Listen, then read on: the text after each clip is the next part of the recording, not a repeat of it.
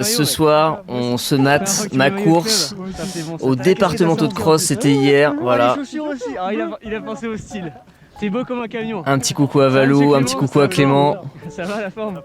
Bonne course hein. Qu'est-ce que ça vise aujourd'hui là? Donc c'était les départementaux de cross, c'était hier. Moi je suis dans les Yvelines, donc c'était à Mantes-la-Jolie. Voilà. J'aime beaucoup cette ambiance des départs. Enfin, ça dépend lesquels, parce qu'il y a des départs quand même très très nerveux. On pense à des courses sur route à record, comme par exemple le 10 km de Lille, où il y a eu beaucoup de chutes l'année dernière. Mais là on n'est pas du tout au 10 km de Lille, on est au départementaux de cross. Voilà, c'est un niveau un peu plus modeste, en tout cas voilà, ça amène du chill et c'est très appréciable. C'était un départ chaotique comme j'ai mis dans le titre, et donc là on est actuellement, là ce que je filme, on est à peut-être 5 minutes du départ, 4-5 minutes. Okay. J'ai l'explication, hein, je sais un peu ce qui s'est passé. L'erreur est humaine, hein, comme vous le savez, donc il y a une petite erreur du côté des starters, voilà, des juges qui s'occupent du départ, et donc ça a donné ce départ chaotique, mais que je suis très très content d'avoir filmé à la GoPro. Mais ouais, trop cool Julien que tu aies pu découvrir ça. C'est vrai que les départementaux de cross, voilà, le petit check aux Zozo, les départementaux de cross, c'est vraiment très cool. C'est vraiment très cool. Comme c'est pas une course à gros enjeux, parce que c'est vraiment l'échelon le plus bas dans les championnats de cross, enfin les championnats globaux, mais notamment de cross aussi, comme sur piste et route. C'est le premier échelon, donc il n'y a pas la même pression qu'il peut y avoir au championnat de France. Les gens sont en général un peu plus détendus. Il y a aussi moins de monde sur la ligne de départ. Là, comme vous avez pu le constater sur les images, je vais remettre play sur la vidéo. On est à peu près 80 au départ. 80 athlètes, et le fait qu'on soit peu nombreux, qu'il n'y ait pas un enjeu énormissime, parce que la plupart des athlètes sont qualifiés au tour suivant. Là je crois même que pour cette course, je crois que tous les athlètes sont qualifiés au deuxième tour, il me semble. Donc il n'y a même pas cette pression là de se dire on peut peut-être se faire éliminer ou quoi. Non, là vraiment tout le monde passe. Donc ouais, c'est une manière assez chill de lancer la saison. Mais vous allez voir que le départ était pas si chill que ça. Ok, Julien qui me dit que c'était à Torcy, je passe pas pour 7 secondes. Oh merde. Ah ouais, cross-court. Ouais, cross-court pour le coup, c'est pareil dans le 7-8. Sur le cross-court, il y a des gens qui passent à la trappe, ouais. Mais pas sur le cross-long. Là, tu vois, par exemple, Julien, dans les Yvelines, là, dans le 78, sur le cross-long, ils ont pris tout le monde. Mais sur le cross-court, c'est vrai qu'il y a malheureusement des éliminés. Les gars, je vous laisse vous concentrer, parce que là, on se rapproche du départ, on est tout proche, et là va falloir être attentif, ça va aller très vite, mais il va se passer une dinguerie. Voilà, je vous le dis, il va se passer une dinguerie. Cross-long, plus de la moitié ne passe pas. Ah ouais, ok. Mais c'est vrai que ça dépend des départements, parce que quand on voit que, par exemple, pour les Hauts-de-Seine et pour Paris, ils font un département groupé, 92-75, ce qui est très étonnant et ce que je trouve pas très pertinent, parce que c'est déjà deux départements hyper relevés en termes de niveau. Et c'est vrai que ça, je trouve ça un petit peu dommage, parce que je trouve que c'est pas très équitable, en fait, pas très équilibré, pas très homogène. Ça fait que t'as des mecs en 34 minutes au 10 bornes qui sont même pas qualifiés au deuxième tour, quoi. Un peu dommage. Bah écoute Julien, si tu veux une qualification un peu moins difficile et un peu plus abordable, je t'invite à nous rejoindre dans notre cher 78. N'hésite surtout pas. Ah ça y est, attention, regardez ce départ, attention les yeux. Et voilà le starter qui se fait happer par la foule, par les 80 membres du peloton, et au final qui c'est qui en paye les pots cassés? Et c'est bien moi. Regardez, on va se le remater, je vous rassure, ça allait très vite. J'ai pris un départ de merde, mais là pour le coup là c'est pas de ma faute, là vraiment j'avais envie de prendre un bon départ tout à fait potable, avec un petit peu de vitesse dès la première ligne droite, et v'là-t-il pas que je me prends le starter en pleine poire. Vraiment, fallait que ça tombe pile sur moi. Je vous laisse remater un petit peu la scène. Hop, regardez bien ça. Là, on se place. Et là, regardez à gauche de l'écran, voilà, le starter. Je vous explique rapidement ce qui s'est passé. Il y a un starter qui a le pistolet prêt à tirer, en gros, et un deuxième starter qui traverse toute la ligne de départ pour vérifier que tous les athlètes ont bien leurs pieds derrière la ligne. Et donc là en fait le coup de pistolet a été tiré beaucoup trop tôt. Il aurait fallu attendre que le starter ait fini de traverser toute la ligne de départ en s'assurant que les athlètes avaient bien le pied derrière la ligne, pour ensuite seulement tirer le coup de pistolet et que tout le monde puisse partir sans bousculade. Voilà, c'est une erreur en fait. Voilà, j'ai discuté un peu avec l'organisation. Il s'avère que le starter qui avait le pistolet, son doigt a ripé en fait tout simplement, et donc il a tiré beaucoup trop tôt. C'est une erreur tout simplement. Et donc ce pauvre starter, attendez, non, on va se remater ça encore. Ce pauvre starter là qui est juste là avec son manteau jaune et bleu, n'y est pour rien, c'est pas du tout lui le fautif. Et encore une fois, l'erreur est humaine, hein, ça peut arriver ce genre de problème. Et puis c'est pas très grave, hein, je pense qu'il s'est juste fait un petit peu bousculer. Résultat des courses, qu'est-ce qui s'est passé ? En point positif, j'ai filmé ça à la GoPro et c'est quand même assez fun d'avoir ce petit rush là, très très rigolo. Je m'attendais quand même pas à filmer ça. Et malheureusement, le point négatif, c'est que j'ai pris un bon vieux départ de merde qu'on va se remater et ensuite on regardera la suite de la course. Et voilà, désolé pour ce pauvre starter qui s'est pris quelques bousculades non souhaitées. Et donc je me retrouve dans les dernières positions dès le début de la course, un petit peu dommage. Vous allez voir que ça ne va pas du tout me convenir et que je vais entamer un slalom, un bon vieux slalom des familles pour remonter, parce que là je suis vraiment dans les dernières positions, ça ne me plaît pas du tout. Moi je visais un top 20 à peu près, et là je suis clairement pas top 20 à ce moment là de la course, je suis plutôt 60-70e, donc je vais essayer de remonter des places. Voilà, là je vais chercher des petits espaces pour slalomer. Babo Gabax qui nous dit dans le chat, pas un juron de la part du coach.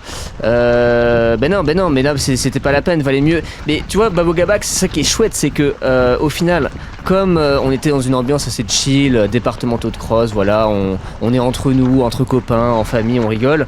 Au final, on prend les choses un petit peu plus à la légère, je pense. On est moins stressé que pour des grosses échéances comme les championnats de France ou autres.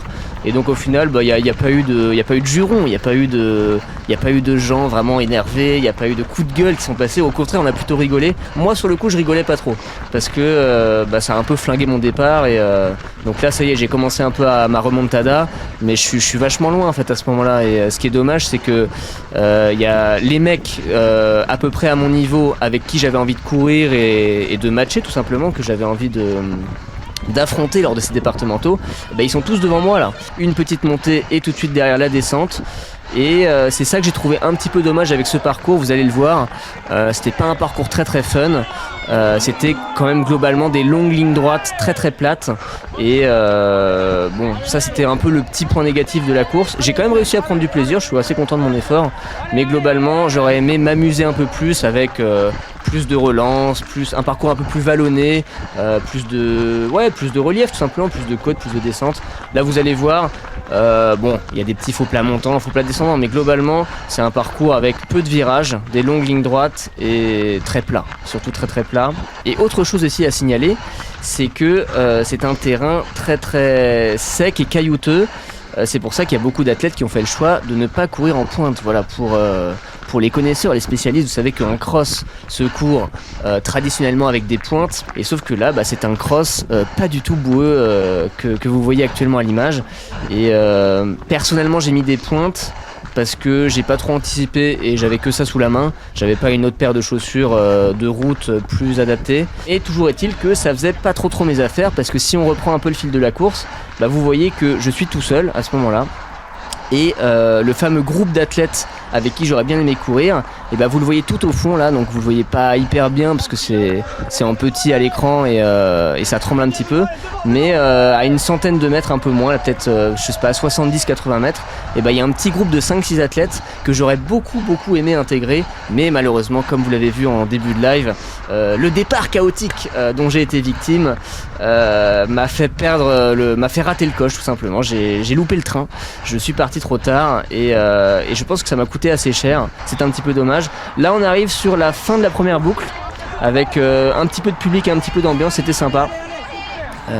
Voilà, j'en profite pour remercier tous les gens qui ont encouragé tout au long du parcours. Enfin du coup, pas tellement au fond de la forêt, on était un petit peu seul à ce moment-là, mais dès qu'on finissait les boucles et qu'on repartait sur la boucle suivante, il y avait un petit peu plus de public, c'était sympa. Voilà. Comme je disais tout à l'heure, en fait, je sais pas si vous arrivez à voir à l'écran parce que c'est vrai que c'est un petit peu sombre, mais voilà, beaucoup de cailloux. Pas de boue finalement. On aurait pu croire que le parcours serait un peu boueux parce que on a eu de la neige il y a quelques jours qui a fondu ensuite. Derrière ça, il y a encore eu de la pluie par-dessus. Donc je me suis vraiment dit qu'avec la neige qui a fondu et la pluie, on aurait un peu de boue et un parcours assez gras. Mais là vraiment, vous voyez en fait, là toute la traînée blanche à l'image, là à ma gauche. c'est que du caillou, hein, c'est que de la putain de caillasse, pardon pour la vulgarité. Donc là je suis en train de finir ma deuxième boucle, il va rester une grande boucle et je viens de passer mon copain de club Kylian, à qui je passe le bonjour. Kylian qui a un petit peu subi la deuxième partie de course et vous voyez que là c'est un peu la débandade parce que on voit même pas le groupe que je visais tout à l'heure. Enfin on le voit mais vraiment c'est un tout petit point à l'horizon. Là pour le coup j'ai vraiment perdu du terrain sur eux et là c'est un peu la solitude, hein. Il n'y a pas de public à ce moment là du parcours, c'est un peu dommage et clairement je sais pas si vous l'entendez à ma respiration mais j'ai plus trop le jus, j'ai plus trop le gaz là pour relancer, pour aller les chercher là. Clairement en fait le problème c'est que après le départ chaotique, donc comme vous l'avez vu tout à l'heure, j'ai dû slalomer pour essayer de remonter les places et de choper le bon groupe. Et sauf que ce slalom c'est très coûteux en énergie et en fait j'ai surrégimé j'ai surrégimé très tôt dans la course pour compenser mon départ raté et là je le paye un petit peu à ce moment là. La deuxième boucle solo devait être horrible, ouais tu crois pas si bien dire Babo Gabax. Clément Perra qui nous dit en aisance respiratoire, c'est très flatteur mon cher Clément mais je dois dire que là je faisais pas trop le malin quand même, je faisais pas trop le fier. Là c'est la fameuse jonction, la fameuse partie, la zone d'arrivée avec la jonction entre les boucles et voilà ce petit passage je me permets de lever un petit peu la main là, vous pouvez voir en bas à gauche de l'écran. C'est vraiment là qu'on avait le plus d'ambiance, hein, le plus d'encouragement et ça faisait chaud au cœur, voilà. Ça faisait chaud au cœur en sachant qu'il nous restait quand même une grande boucle à parcourir. Croyez-moi que ces encouragements on les prend vraiment, encore plus quand on est vraiment solo à ce moment là. Vraiment pas un parcours pour les spectateurs, nous dit Clément Perra dans le chat. Ouais c'est vraiment dommage, c'est peut-être même ça le plus dommage parce que à la limite que ce soit plat, bon j'ai envie de dire tant mieux pour les routards, tant mieux pour les seuillards si c'est plat. C'était vraiment un parcours qui permettait de courir vite, donc à la limite ça c'est plutôt une bonne chose, mais le fait que vraiment le parcours soit pas adapté aux spectateurs et que là on traverse cette forêt vraiment dans la solitude quasi totale, ça c'est un peu dommage, ça c'est un petit peu dommage. Le poète qui restait à la maison, malheureusement c'est vrai que Clément qui est un grand joueur de trompette lors des jours de cross et même de piste, je sais pas, le poète aussi Clément sur les interclubs uniquement pour le poète. Ah mais voilà, je me disais bien quand même que le poète avait le droit aussi de s'illustrer un petit peu sur la piste. Les interclubs c'est une très bonne occasion et alors qu'on peut voir à l'instant à l'image que je viens de me faire kill cam par Gaëtan, voilà un athlète de mon club que je salue et c'est la première fois que je me fais doubler je crois de toute la course, enfin hormis le départ chaotique, et je vous invite à porter votre attention sur cet arbre qui est tombé sur le parcours, voilà c'est juste là, je sais pas si on voit bien, attendez, ouais si on voit un petit peu, attendez je vais faire pause. Regardez c'est quand même pas commun parce que il y a quand même eu deux événements assez originaux sur ce cross, donc déjà le départ chaotique on en a déjà beaucoup parlé et cet arbre qui est tombé sur la grande boucle, attendez il faut que j'essaie de retrouver l'endroit, je fais un petit arrêt sur image, voilà c'est juste là, regardez-moi ça un petit peu, donc là je vais remettre le grand écran. Donc ça, ce petit passage là où on voit les deux athlètes devant, c'était pas prévu, hein, c'est pas sur le parcours de base, c'est juste que, comme vous voyez sur la gauche, on a un arbre qui s'est vautré, mais en plein milieu de la journée, ça aurait pu être hyper dangereux en vrai. Imaginez si jamais il y avait des enfants, pendant la course des enfants, hop, l'arbre qui tombe sur les gosses, ça aurait vraiment pu être grave je pense. Heureusement il n'y a pas eu de drame, l'arbre est tombé sur personne, mais on a vraiment un putain d'arbre qui s'est abattu entre deux courses en fait pendant la journée. Ce qui était assez étonnant c'est qu'il n'y avait pas beaucoup de vent hier, donc à mon avis ça a été fragilisé pendant la tempête qui était jeudi-vendredi et ça a fini par tomber hier, mais là pour le coup assez original. Donc les organisateurs ont dû se retrouver à faire une modif de parcours en urgence pour qu'on puisse contourner cet arbre qui est quand même assez conséquent. Je sais pas si vous vous rendez compte de la taille sur la GoPro là, mais c'est pas la petite branche que tu enlèves en 2 minutes quoi. Donc voilà, je me permets un petit arrêt sur image parce que pour le coup voilà, un arbre qui tombe sur le parcours, ça arrive quand même pas tous les jours.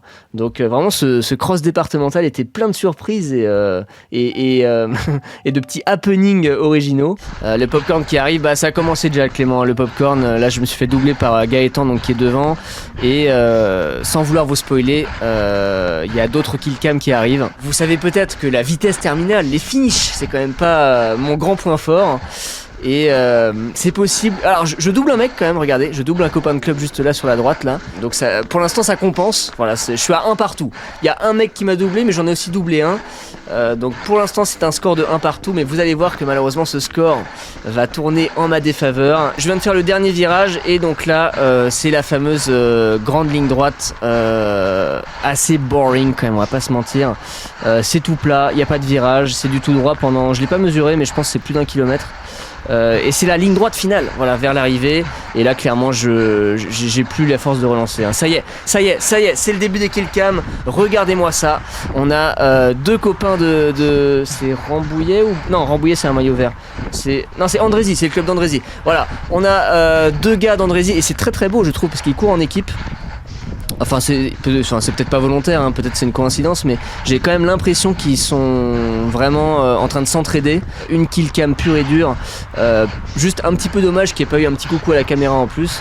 Mais là, vraiment, ces 2 compères d'Andrézy n'ont pas fait de détails avec moi. Je suis impuissant face à leur relance de fin de course. Clément qui me dit accroche-toi dans le chat. Merci beaucoup Clément pour ces petits mots d'encouragement, mais ça ne suffira pas malheureusement, je suis désolé de te l'annoncer. Regardez sur la gauche de l'écran, on a une nouvelle killcam qui essaye de pointer le bout de son nez, mais là pour le coup Clément, comme quoi tes encouragements ont peut-être porté leurs fruits, parce que là cette fois-ci je m'accroche et vous allez voir que donc là il essaye de me doubler, mais contrairement aux 2 gars d'Andrézy qui vraiment voilà m'ont tracé tout de suite, je vais m'accrocher un petit peu à ce bonhomme des foulées de Saint-Germain-en-Laye, je ne sais pas comment il s'appelle, cet athlète de Saint-Germain. Voilà, là c'est pour le coup c'est peut-être une demi-killcam. Parce que j'arrive un peu à m'accrocher à lui. Encore, une de plus. Hein, de toute façon, là, voilà. Je crois que c'est la 5e personne qui me dépasse. Voilà, là, c'est un peu la débandade. Mais j'arrive à peu près à m'accrocher à eux. Vous voyez que c'est pas comme les 2 gars d'Andrézy. Je m'accroche, Clément. Je m'accroche. Et vous voyez que le gars de Saint-Germain, je suis repassé devant. Par contre, pour le gars maillot rouge, je sais pas de quel club il est. C'est vrai qu'il m'oppose une belle résistance quand même. Hein. Bravo à lui pour ce dernier kilomètre. Là, je suis en train de perdre quelques mètres. Clairement, il est en train de s'éloigner. Donc là, il y a un petit match quand même. Il y a un duel entre moi et le gars des foulées de Saint-Germain. Je suis repassé devant lui, puis là, il repasse devant moi. C'est un mano à mano palpitant auquel nous assistons pour cette fin de course. Qui va gagner entre moi et le gars des foulées de Saint-Germain-en-Laye? À vous de faire vos pronostics. On voit le virage d'arrivée tout au fond. Là, vraiment, c'est le money time. On est vraiment sur la fin de course. À votre avis, est-ce que je vais réussir à décocher un sprint légendaire? C'est pas gagné clairement. Malgré les encouragements du public, ça fait plaisir. Je vais tenter de déborder ce gars de Saint-Germain. Je vais tenter, mais regardez, ça y est, il commence à prendre quelques mètres. La foulée, la fréquence, il y a tout qui passe là pour ce gars de Saint-Germain qui se permet même de rattraper le gars en rouge devant. Très très beau finish vraiment du gars de Saint-Germain. Ouais, il est passé devant le mec en rouge, bravo à lui. Je suis complètement impuissant. Je me permets quand même un petit check du rétro pour voir ce qui se passe derrière. Je vois que j'ai un petit peu de marge sur la personne suivante.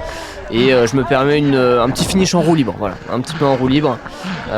Et donc on est sur un total de 5 killcams sur la fin de course, 5 athlètes qui m'ont doublé. C'était pas non plus... Oh, Corentin! Attendez, regardez Corentin à l'image, Corentin qui a fait 3ème du cross long, Corentin que j'entraîne, hein, vous le savez peut-être, un athlète que je coach et qui a fait une belle course hier, voilà, qui a fini sur le podium, bravo à lui. Mais je vous montre quand même juste un petit peu là parce que j'aime bien ces ambiances de fin de course, de la même manière qu'on a pu voir au début du live les petits échanges qu'on peut avoir avant le coup de pétard. L'ambiance d'avant le départ, elle est quand même assez chouette. C'est pareil pour après la course. Je vais faire un petit montage de tout ça. Il y aura une petite vidéo qui va sortir en fin de semaine. Voilà, après on revient à l'attente. Bon, je vous ai montré le plus intéressant, hein, clairement.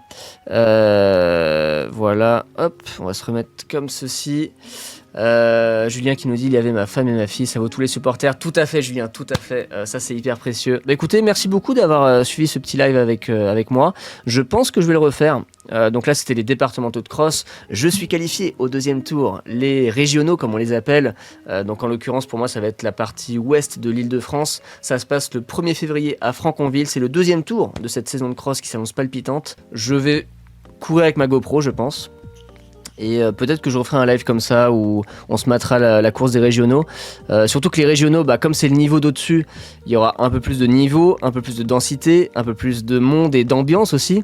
Enfin, ça va tout être un petit peu plus grandiose qu'aux départementaux.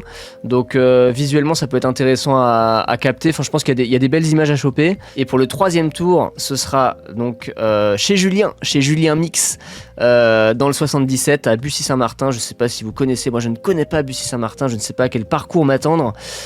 Tout ce que je peux vous dire, c'est que c'est les championnats d'Île-de-France, donc il y aura évidemment une concurrence beaucoup plus féroce que ce que j'ai pu avoir hier. Je vous souhaite à toutes et à tous une très bonne soirée. N'oubliez pas, comme a dit Babo, une petite minute de silence s'il vous plaît pour notre pauvre ami starter qui s'est fait percuter, alors que c'était même pas de sa faute en plus. La saison de cross est lancée. Merci à tous d'avoir été là, merci pour votre présence et votre participation dans le chat. Et je vous souhaite à toutes et à tous une très bonne soirée. À la prochaine. Ciao.